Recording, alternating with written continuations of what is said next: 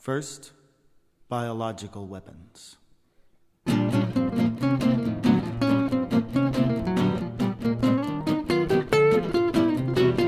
We have talked frequently here about biological weapons. By way of introduction in history, I think there are just 3 quick points I need to make. First, you will recall that it took UNSCOM 4 long and frustrating years to pry an admission out of Iraq that it had biological weapons. Second, when Iraq finally admitted to having these weapons in 1995, the quantities were vast. Less than a teaspoon of dry anthrax, a little bit, about this amount. This is just about the amount of a teaspoon. Less than a teaspoonful of dry anthrax in an envelope shut down the United States Senate in the fall of 2001. This forced several hundred people to undergo emergency medical treatment and killed 2 postal workers just from an amount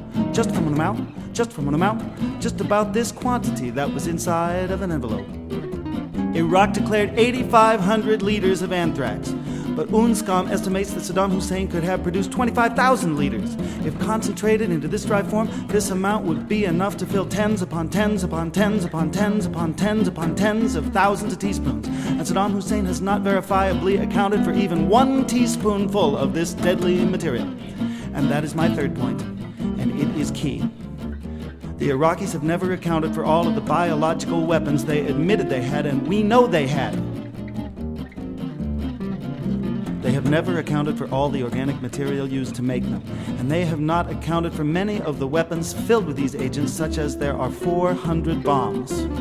This is evidence, not conjecture. This is true. This is all well documented. One of the most worrisome things that emerges from the thick intelligence file we have on Iraq's biological weapons is the existence of mobile production facilities used to make biological agents.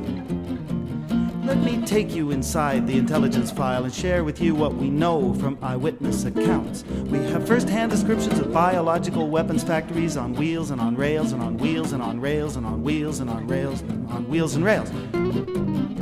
The trucks and train cars are easily moved and are designed to evade detection by inspectors. In a matter of months, they can produce a quantity of biological poison equal to the entire amount that Iraq claimed to have produced in the years prior to the Gulf War.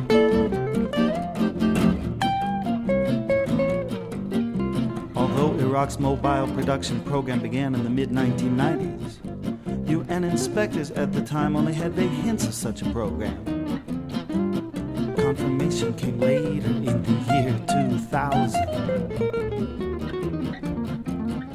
The source was an eyewitness, an Iraqi chemical engineer who supervised one of these facilities. He actually was present during biological agent production runs, and he was also at the site when an accident occurred in 1998. 12 technicians died from exposure to biological agents.